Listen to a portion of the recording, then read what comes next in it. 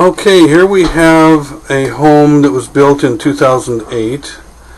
To the best of the owner's knowledge, this has never been cleaned out. You can see some evidence on the rocks here that there is some debris getting through and some lint getting through here, so we're going to probably find quite a bit in here.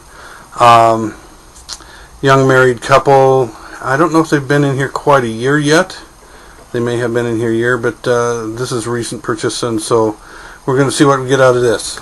Now I've removed the louvers, and this is what we've got hanging in here right now.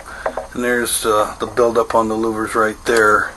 And we're going to start cleaning it out and see what we get. Pretty short run to the dryer.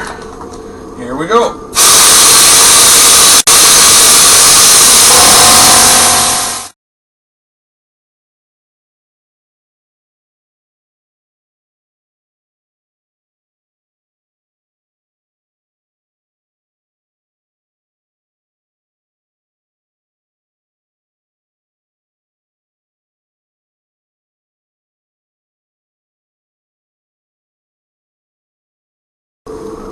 And this is after it's clean. We've got real good airflow. That's about where the louvers should be.